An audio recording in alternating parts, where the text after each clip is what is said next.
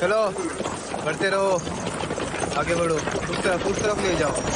हाँ हाँ बिल्कुल वही, रख दो, जमा कर लो। हाँ चलने दो। हाँ मैं आता हूँ आपको लेने। हाँ आ जाओ, मेरे पास बहुत सामान है, उठाने में मदद करो मेरी। कैसे हो सैनिकों? भयानक है, ये तुम्हारी जिम्मेदारी है। हाँ तो उठा रहा हूँ ना, मैं लेकर जा रहा हूँ मैं। तो मुझे अपना काम मत बताओ, आओ मेरी मदद करो, ये भारी है। सावधान, विश्राम। विश्राम। मुझे सौभाग्य प्राप्त हुआ है आपको ये बताने का कि क्या कहा? सौभाग्य? जब तुम मुझे रिपोर्ट करो तो तुम्हें मुझे सूचित करना है। वैसे तुम हो कौन? अपनी पहचान बताओ। मैं इस अस्पताल का मुखिया हूँ। मेरे सामने बिना तलवार कैसे आ गए? माफ करना, बिना तलवार के? जाहिर सी बात है, ड्यूटी पे तलवार तुम्हारे साथ होनी चाहिए, समझे तुम? क्या अब ये भी मुझे तुम्हें समझाना होगा? सर्जरी करते वक्त तलवार बीच में आती, इसलिए नहीं रखी। तुम्हें हर वक्त तलवार को अपने साथ रखना चाहिए। काउंट रॉन्स्की कहाँ पर है? जी सर, काउंट रॉन्स्की यही है। ले चलो मुझे। आई।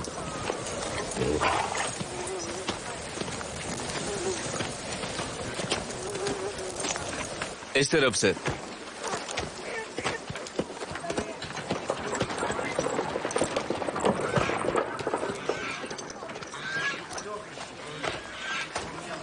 क्या ये व्रॉन्स्की है?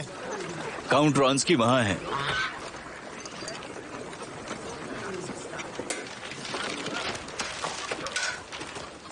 Good day count. आपको भी गुड डे जनरल। बुरा हुआ, बहुत बुरा हुआ तुम्हारे साथ। तुम इस तरह यहाँ पर दर्द में बैठे हो। दर्द तो है लेकिन बहुत ज्यादा नहीं। अच्छा, क्या तुम्हारी शादी हो गई है? नर्स। नहीं, मेरी शादी नहीं हुई है जनरल। मुझे बताओ, क्या तुम्हारे पास सब कुछ है जो तुम्हें चाहिए है? किसी और चीज की जरूरत तो नहीं है? देखभाल अच्छे से हो रही है, लेकिन अगर आप हो सके तो मैं इमेजिंग में स्थलांतरित होने की गुजारिश करता हूँ। ये हार्बिन के बिल्कुल बाहर है। वहाँ मेरा एक कजिन है जो आर्मी के लॉजिस्टिक्स देखता है। ठीक है। तो तेरेंग चैम। इमा चैंग, योर एक्सीलेंसी। हाँ, समझ गया, लिख कर दे दो। तेरेंग चैंग। इमा चैंग, योर एक्सीलेंसी। हाँ ठीक है, सब कुछ लिख कर दे दो। इसका मतलब तुम्हारा घायल भाई उस हॉस्पिटल में है और तुम वहाँ उसके साथ रहना चाहते हो। चलो ठीक है, मैं कुछ अधिकारियों से बात कर लेता हूँ। बहुत बुरा लगता है, तुम जानते हो, कल मैं कैंप साइट गया था। वहाँ सब कुछ करीब से देखने के बाद मुझे समझ नहीं आया कि वो शेल उतने दूर तुम्हारे डगआउट पर कैसे गिरा। वो शेल इतने दूर तुम्हारे डगआउट पर बराबर कैसे गिरा? कैसे मुमकिन है? हाँ तो ऐसी बात है। हाँ तो काउंट, मुझे ये बताओ, तुमने अपनी पत्नी को खत लिखा है या नहीं? शादी नहीं हुई है। रुको तो काउंट, क्या तुम्हारी पत्नी नहीं है? नहीं, मेरी कभी कोई पत्नी नहीं थी। ये कैसे हुआ? तुमने शादी क्यों नहीं की? आपको अगर मेरे निजी जीवन के बारे में जानना ही है तो बता दूं, मैं 30 साल पहले किसी औरत से बहुत प्यार करता था और अब वो मर चुकी है। ओह, मुझे तुमसे हमदर्दी है। वैसे बता दूं कि मेरी पहली बीवी मर चुकी है। हाँ, बैरॉन वो मर चुकी है इन्फ्लुएंजा से। भयानक बीमारी है। जरा सुनिए जनरल, क्या आप एक सिगरेट पीना चाहेंगे? क्या कह रहे हो तुम? ये कैप्टन मैक्सिमम है। ये डगआउट में ही थे और इन्हें भी काउंट के साथ चोट आई है। गहरा असर है। आइए सिगरेट पीते हैं। शुक्रिया, पर मैं सिगरेट नहीं पीता। ठीक है तो भाड़ में जाओ। डॉक्टर, क्या तुम पियोगे? जाने का समय आ गया है, चलिए सर। क्या तुम्हारा सर बहुत दुख रहा है? मैंने कहा भाड़ में जाओ, कुछ नहीं दुख रहा है। हमें चलना चाहिए सर। आपने वो रिबन क्यों बनवाया था? क्या इसलिए कि मैं हेडक्वार्टर्स का सहयोगी था? अलविदा, तुम जल्दी ठीक हो जाओगे।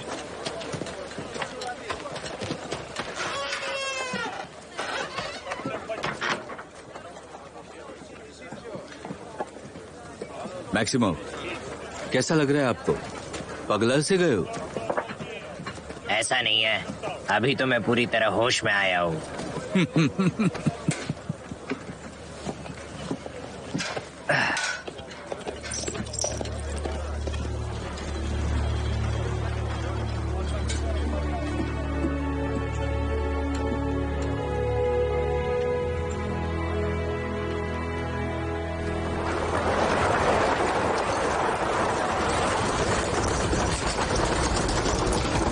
चांदी मिलेगी 33 लाख। प्यारे नागरिकों, अगर आप अपना लक ट्राई करना चाहते हैं तो यहाँ पर आकर अपना लॉटरी टिकट खरीदिए, वो भी केवल 15 रुपए में। चलो चलो।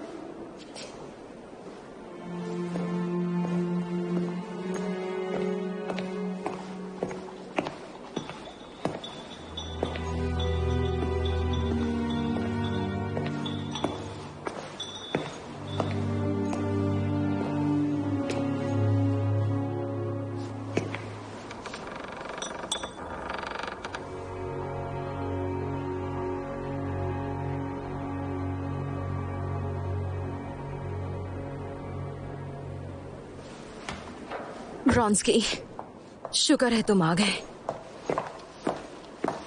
नहीं, अगर हम इसी तरह से चलते रहें तो ये बहुत जल्दी हो जाएगा, मेरा यकीन मानो। क्या? वही जिसका मैं इंतजार कर रही हूँ। मैं पीड़ित हूँ। 1 घंटा 2 घंटे, खैर रहने दो, मैं तुमसे झगड़ा नहीं करूंगी। तुम देर से आए, पर क्या तुम कैरनिन से मिले? हाँ, लेकिन वो यहाँ क्यों था? उसकी तो परिषद में नियुक्ति हुई थी ना। हाँ, वो गया और फिर वापस आ गया और फिर कहीं चला गया। फर्क नहीं पड़ता, ये बात छोड़ो। तुम कहाँ थे? आज सुबह ही तुम्हारा पत्र मिला है मुझे। पूरे हफ्ते मुझे राजकुमार को सौंपा गया था और आज उसके जाने की रिपोर्ट देनी थी। पर अब तो ये सब खत्म हो गया है ना? थैंक गॉड ये खत्म हो गया। तुम नहीं मानोगी कितना मुश्किल था मेरे लिए। क्या तुम सब जवान आदमी अपनी जिंदगी ऐसे नहीं जीते? मैंने वो जीवन पहले ही छोड़ दिया है। मैंने विद्रोह किया था तब ऐसा मुझे लगता है। आज सुबह लीजा मुझसे यहाँ मिलने आई थी। वो भी मुझसे मिलने से डरती नहीं है और उसने मुझे तुम्हारे कल के एथेनियन शाम के बारे में बताया। हाँ, बकवास है। मैं बस तुम्हें समझाने ही वाला था कि ये मैस्करेड पार्टी हमारे मेहमान के लिए रखी गई थी। मैस्करेड, वो किसी फ्रेंच एक्ट्रेस को मिलना चाहता था। ये थेरीज वही महिला है ना जिसे तुम जानते थे? सही कह रही हो ना? मैं तुम्हें यही बताने वाला था। तुम सभी मर्द एक जैसे होते हो। तुमने कैसे सोच लिया कि वो तुम्हें भूल चुकी होगी? खासकर ऐसी औरत जिसे ये नहीं पता कि तुम्हारी जिंदगी में चल क्या रहा है। ऐना प्लीज, बहुत हुआ। मैं कितना जानती हूँ? सिर्फ वही जो तुम बताते हो। पता नहीं तुम सच बोलते हो भी या नहीं। ऐना, अब तुम मेरी इंसल्ट कर रही हो। क्या तुम्हें मुझ पर भरोसा नहीं है? क्या मैंने तुम्हें ये नहीं बताया कि मेरे दिल में ऐसा कुछ नहीं है जो मैंने तुम्हें नहीं बताया? जानते हो मेरे लिए ये सब कितना कठिन है। इंतजार करना एक यातना थी। मुझे जलन नहीं है, मुझे विश्वास है कि तुम क्या कहते हो जब तुम यहाँ हो, मेरे साथ हो। पर जब तुम साथ नहीं होते तो मुझे समझ नहीं आता कहाँ थी मैं। अरे हाँ, तुम उससे कहाँ मिले थे? कॉरिडोर में टकरा गए थे। और उसने तुम्हें इस तरह से ग्रीट किया? वो इंसान नहीं है, वो तो एक कठपुतली है। सच में अगर मैं उसकी जगह पर होती तो अपने जैसे औरत का अब तक कत्ल कर चुकी होती। मैं उसे नोच देती, ना कि ये पूछती कि ना तुम कैसी हो। बोलो है ना। वो इंसान नहीं, वो मशीन है। पर वो समझता नहीं कि मैं अब तुमसे प्यार करती हूँ और मुझे उससे कोई लेना देना नहीं है, बिल्कुल भी नहीं। खैर छोड़ो, हम कुछ और बात करते हैं।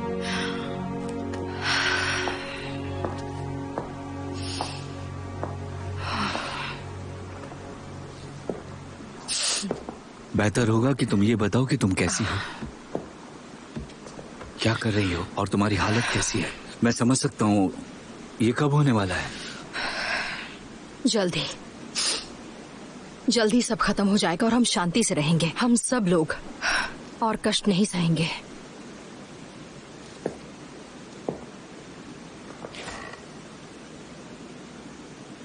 मैं समझ नहीं पा रहा हूँ। मुझे पता है, अच्छे से जानती हूँ। मैं जल्दी मरने वाली हूँ। मुझे खुशी है हम आजाद हो जाएंगे। ये क्या बकवास है? क्या अनाप शनाप बक रही हो तुम? नहीं, ये सच है। क्या सच है? बस मुझे एक सपना आया। एक सपना? हाँ, एक सपना। बहुत समय पहले मैंने सपना देखा कि मैं अपने बेडरूम में भाग कर गई थी। मैं वहाँ पर कुछ ढूंढ रही थी, कुछ पता लगाने की कोशिश कर रही थी। फिर मैंने कमरे के कोने में किसी को खड़ा देखा। क्या बकवास है? कैसे विश्वास कर सकती हो तुम? फिर अचानक वो मेरी तरफ मुड़ा। वो बहुत डरावना था। कौन डरावना था? मैं इतना डर गई थी कि मैं जागना चाहती थी और मैंने किया, लेकिन मैं अपने सपने में जाग गई और अपने आप से पूछने लगी कि इसका क्या मतलब हो सकता है। और कॉर्नी, मेरे नौकर ने कहा कि मैं डिलीवरी के वक्त मर जाऊंगी। मैं क्या बताऊं कि मुझे क्या महसूस हो रहा था। और फिर मेरी आंख खुल गई। वो डरावना सपना था, बहुत डरावना।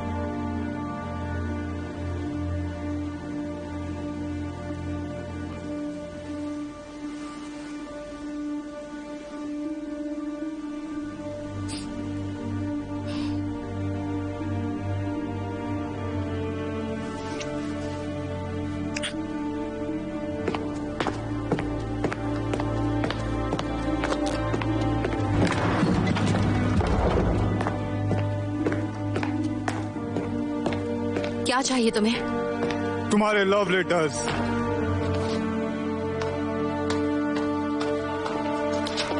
यहाँ कुछ नहीं है।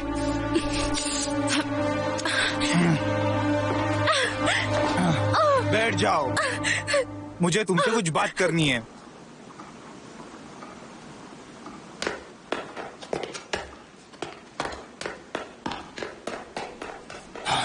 मैंने तुमसे कहा था तुम्हारा प्रेमी इस घर के अंदर नहीं आना चाहिए, कहा था कि नहीं? मुझे उसे देखना था क्योंकि वो मुझे ये जानने में कोई इंटरेस्ट नहीं है कि तुम्हें उसे क्यों देखना था। समझ गई तुम? मैं बस चाहती थी कि मैं समझ नहीं आ रहा कि तुम कितनी आसानी से मेरा अपमान कर सकते हो। अपमान सिर्फ उसी का हो सकता है जिसकी कोई इज्जत हो, पर एक चोर को चोर कहना अपमान नहीं, सच्चाई होती है। ये तुम नहीं हो, मैंने तुम्हें आज तक ऐसा कभी नहीं देखा। जब एक पति अपनी पत्नी को अपना नाम देता है, आजादी देता है, उस पे आंख बंद करके भरोसा करता है, तो क्या इसे अपमान कहते हैं, इसे दुष्टता कहते हैं? बताओ। तुम जानना चाहते हो, ये दुष्टता नहीं बल्कि उससे भी बदतर है। बिल्कुल नहीं, बिल्कुल भी नहीं। अपने प्रेमी के लिए अपने पति और बच्चे को छोड़ना, जिस पति के टुकड़ों पर तुम पल रही हो, क्या ये बदतर नहीं है? मेरी मेरी नजरों में मैं जितने बुरे हालात में हूँ तुम उसका अंदाजा भी नहीं लगा सकते, लेकिन तुम ये सब क्यों कह रहे हो?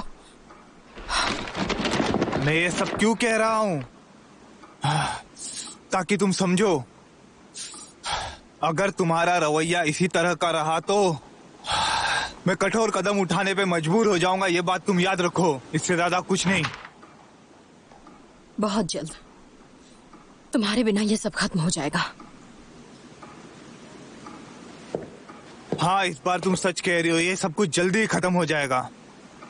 तुमने और तुम्हारे प्रेमी ने सोचा था उससे भी बहुत जल्दी, समझी? एलेक्सी मेरी बात सुनो, मैं ये नहीं कह रही कि तुम अच्छे नहीं हो, पर किसी औरत पर हाथ उठाना गलत है। मैं तुमसे ये कहने आया था कि मैं कुछ भी नहीं बदल सकती। मैं बस तुमसे ये कहना चाहता था कि मैं कल मॉस्को जा रहा हूँ और इस घर में मैं कभी कदम नहीं रखूंगा। मेरा जो भी फैसला होगा वो मेरा अटर्नी तुम्हें बता देगा, जो हमारा डाइवोर्स का मामला देख रहा है। और रहा सवाल मेरे बेटे का, तो वो मेरी बहन के साथ रहेगा।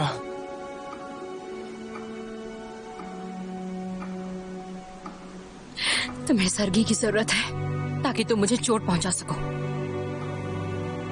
तुम मुझसे प्यार नहीं करते, उसे अकेला छोड़ दो। हाँ, मैंने अपने बेटे के प्रति अपना प्यार भी खो दिया है, क्योंकि मैं तुम्हारी वजह से उससे भी नफरत करने लगा हूँ। पर फिर भी मैं उसे अपने साथ ही रखूंगा। अब मुझे जाना होगा। एलेक्सी ध्यान से सुनो,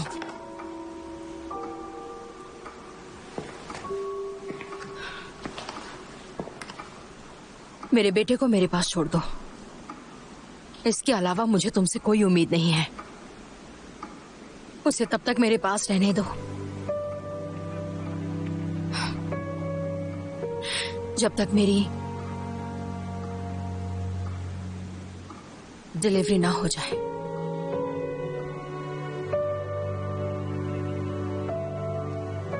मैंने तुम्हारे लिए सब कुछ किया और बदले में तुमने मुझे धोखा दिया। मेरी नजरों में तुम्हारी यही छवि है। मैं बुरा इंसान नहीं हूं, मैंने कभी किसी से नफरत नहीं की,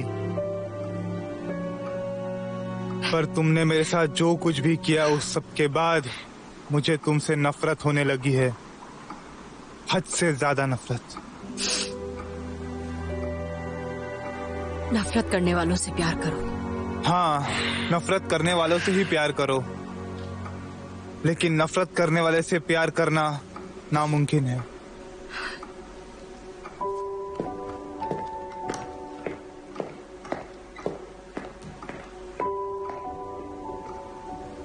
उसने एक पत्नी और माँ के कर्तव्यों पर लांछन लगाया है। मैं सच कह रहा हूँ।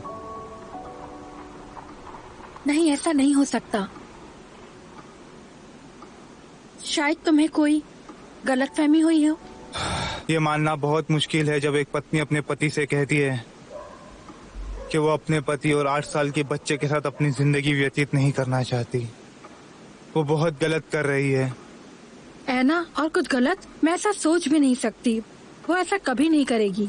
जब तक मुझे यकीन नहीं हुआ मैं भी उसी तरह सोच रहा था जिस तरह तुम सोच रही हो, पर अब सब कुछ खत्म हो चुका है। कोई भी उम्मीद बाकी नहीं रह गई है। मुझे इतना शक होने लगा है कि मुझे अपने बेटे से ही नफरत होने लग गई है। लगता है जैसे वो मेरा बेटा है ही नहीं। मैं वाकई में बहुत दुखी हूँ। ये तो गलत हुआ। क्या ये सच है? क्या तुमने अपना मन बना लिया है कि तुम उसे तलाक दोगे? मैंने तय कर लिया है, यही मेरा आखिरी फैसला है। मैं और कर भी क्या सकता हूँ। तुम क्रिश्चियन हो, तुम्हें सोचना चाहिए। अगर तुमने उसे तलाक दिया तो उसका क्या होगा? जरा सोचो तुम। मैंने ये पहले ही सोच लिया है, गहराई से सोचा है। मैंने उसे मौका दिया था, मैंने उसे बचाने की कोशिश की थी, पर तुम देख ही सकती हो इसका आखिर में क्या नतीजा निकला। पर वो किसी आदमी की पत्नी नहीं बन पाएगी, वो बर्बाद हो जाएगी। तो मैं क्या कर सकता हूँ? देखो दारिया, मैं तुम्हारी सहानुभूति के लिए बहुत आभारी हूँ, लेकिन मैं विनती करती हूँ, मैं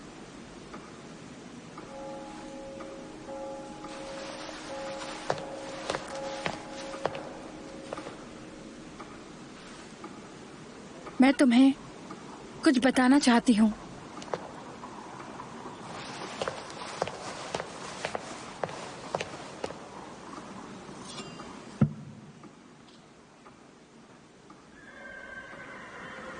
मेरे पति मुझे धोखा दे रहे थे। गुस्से और जलन से मैं उन्हें छोड़ देना चाहती थी, सब कुछ अकेले करना चाहती थी। फिर मुझे एक वजह मिली, मुझे ऐना ने समझाया और आज मैं यहाँ हूँ। सब कुछ ठीक है, बच्चे बड़े हो रहे हैं, हम दोनों साथ हैं, पुरानी सारी बातें भूल चुके हैं, एक दूसरे को माफ कर दिया है हमने, सब कुछ ठीक है। इसलिए मैं तुमसे कह रही हूँ, तुम भी उसे माफ कर दो।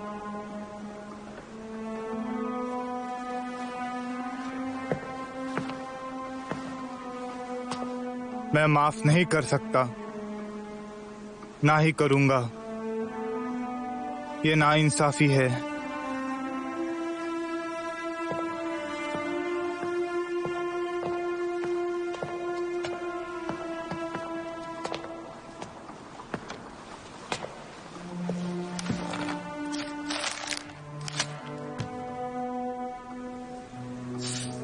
तुम्हें परेशान करने के लिए मुझे माफ कर देना दारिया। हर किसी को अपने नसीब का दर्द मिलता ही है।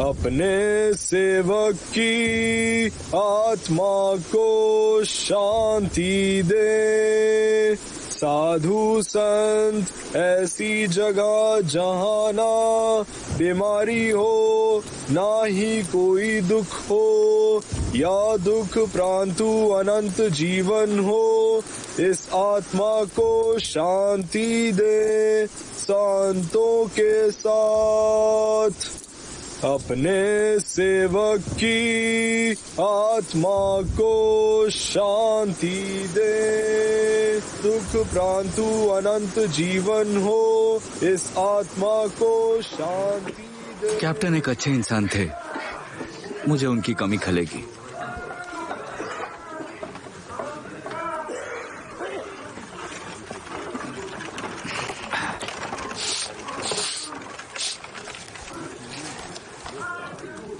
बताओ एलेक्सी व्रॉन्स्की, अब लंबे समय से सेना में, कभी आपने ये सोचा कि लोग एक दूसरे को क्यों मारते होंगे? नहीं, मैंने नहीं सोचा।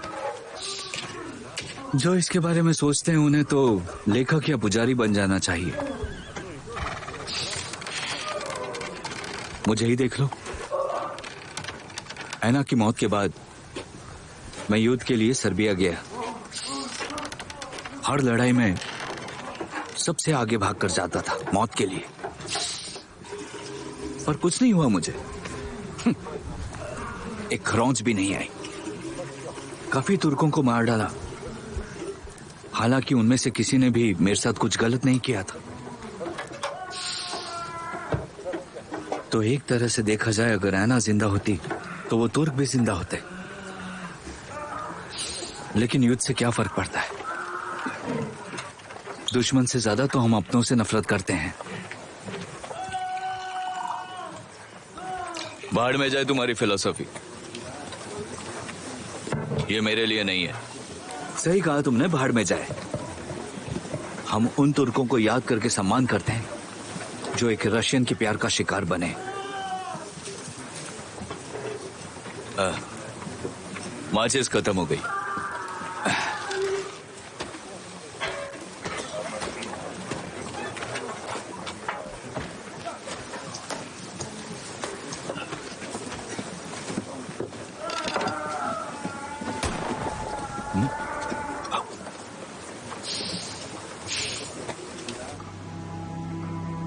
बहुत अच्छे। ठीक है, उसे मुझे दो। इस तरह ये और भी अच्छा होगा। वो आएगा और उसे देखना उसके लिए बहुत दर्दनाक होगा। उसे दे दो, उसे मुझे दे दो। क्या बकवास है ये। हाँ, उसे मुझे दे दो। मुझे मेरे बच्चे को दो। मैं अब मर रही हूँ। मुझे पता है कि मैं मरने वाली हूँ। पूछो उससे। डॉक्टर, उसे क्या हुआ है? डिलीवरी के बाद उसे इन्फेक्शन हो गया है।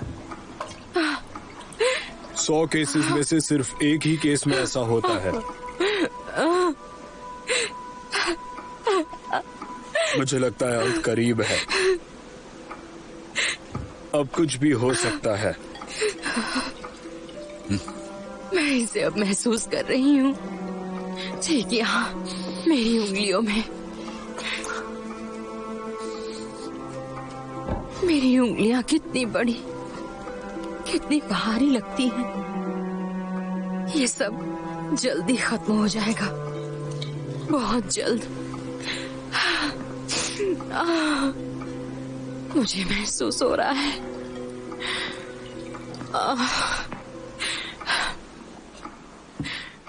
डॉक्टर ने कहा है कि कोई उम्मीद नहीं है। तुम कहो तो मैं चला जाऊं यहाँ से, पर प्लीज मुझे यहाँ रहने दो। मुझे मरने से बहुत डर लगता है, इसीलिए मैं इतनी जल्दी में हूँ। मेरे पास वक्त नहीं है। मेरे पास जीने के लिए इतना कम वक्त बचा है।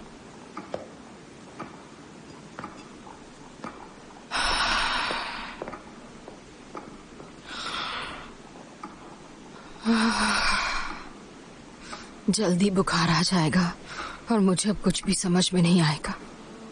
लेकिन अभी के लिए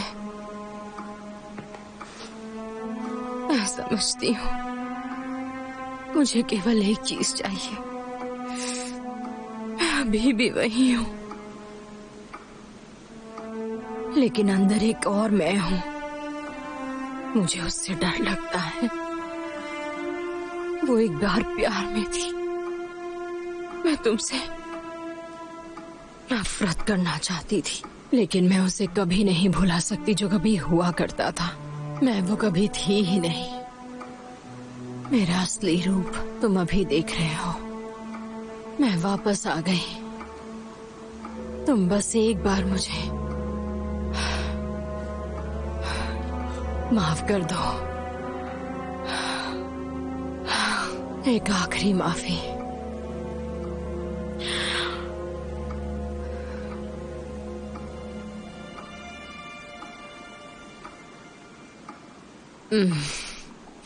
नहीं, तुम मुझे माफ नहीं कर सकते। मुझे पता है कि इस गलती की माफी नहीं है।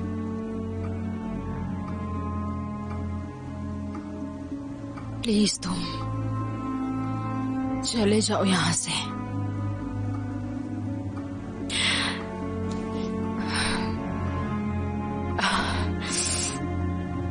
तुम मेरे लिए बहुत अच्छे हो, बहुत ही ज्यादा।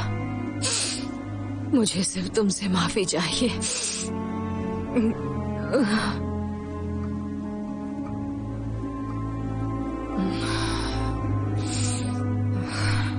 वो यहाँ मेरे पास क्यों नहीं आ रहा? इधर आओ मेरे पास।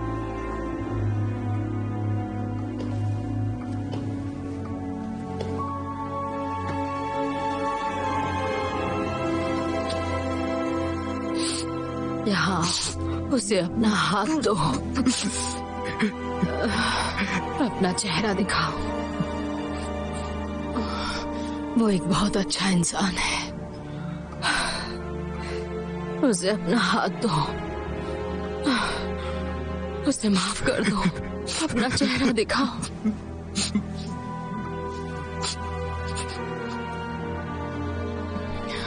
एलेक्सी, तुम भी उसे अपना चेहरा दिखाओ। उसका हाथ पकड़ के उसे माफ कर दो।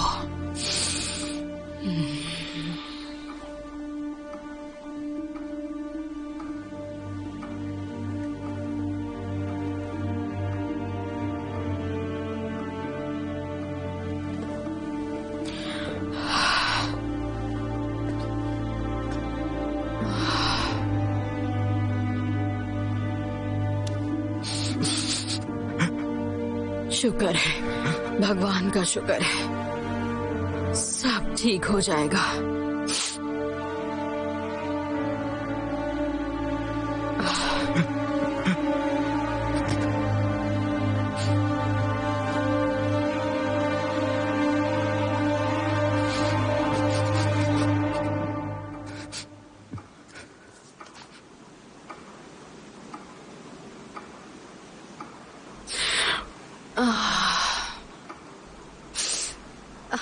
बस मेरे पैरों को थोड़ा फैलाने की जरूरत है, इस तरह से।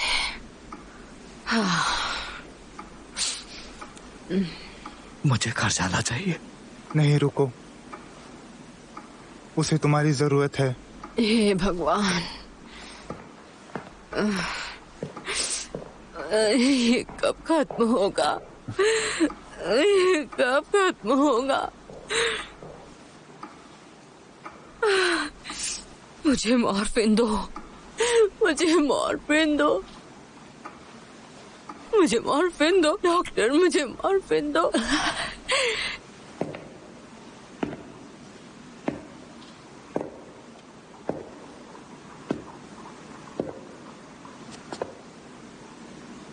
एलेक्स अलेक्जेंड्रोविच,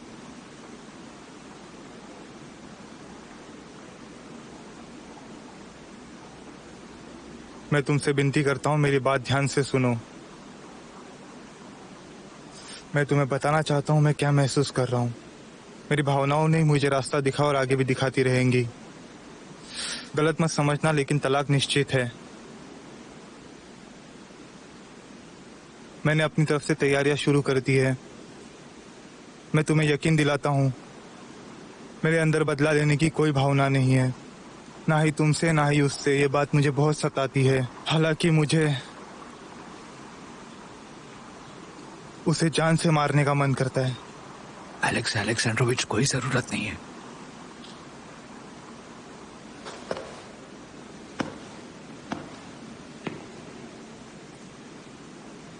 पर अब मैंने उसे माफ कर दिया है।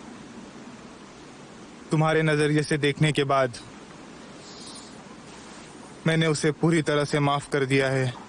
मैं उसे तलाक देने के लिए तैयार हूँ ताकि वो खुश रह सके, और बदले में मैं बस इतना चाहता हूँ कि ऊपर वाला मुझसे मेरी खुशियां ना छीने। यही मेरा वजूद है। चाहो तो तुम मेरा मजाक बना सकते हो, लोगों के बीच मुझे चर्चा का विषय बना सकते हो, लेकिन मेरी तरफ से तुम्हें कोई परेशानी नहीं होगी। मुझे मेरी जिम्मेदारियों का एहसास हो गया है।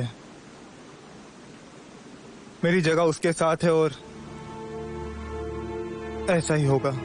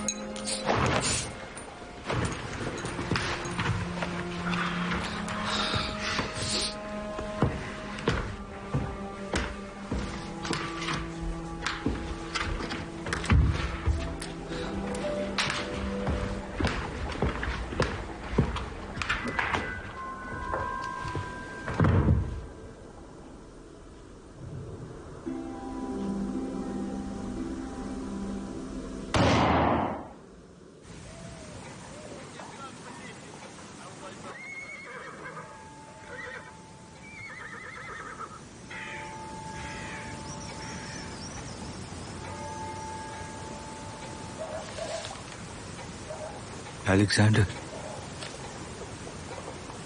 माँ उन्हें पता है? नहीं, मैंने उन्हें कुछ नहीं बताया।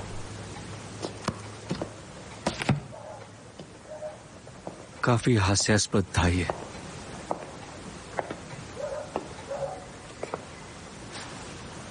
कैसी है ऐना? वो ठीक है, घबराओ मत। और उसका बच्चा भी खतरे से बाहर है। सुनो, मैंने गलती से खुद को गोली मार ली और दोबारा इसके बारे में कभी भी मुझसे बात बंद करना। और मैंने जो कहा वही सबको बताना, वरना सब लोग बहुत हंसेंगे। तुम्हें अब पट्टी बदल लेनी चाहिए। साशा, हाँ,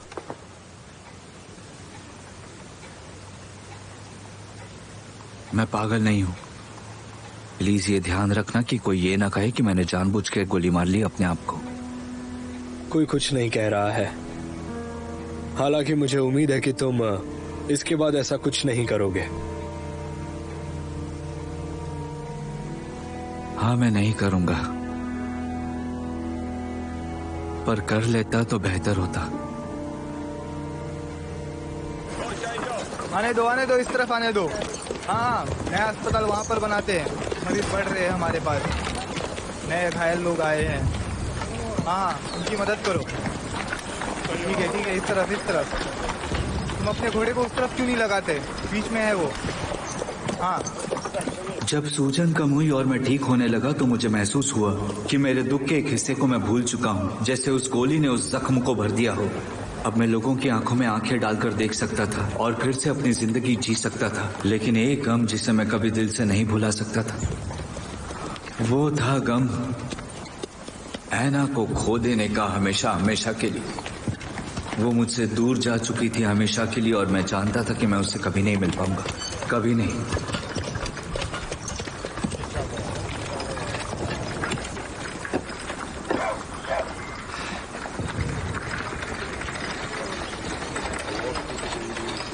चलो आने दो, इस तरफ आने दो। हाँ, उस तरफ लगा दो आप।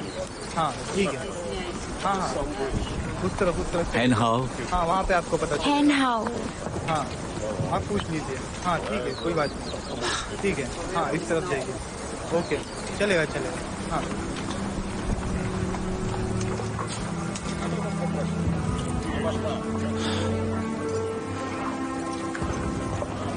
चलने के लिए तैयार हो? चलो जल्दी।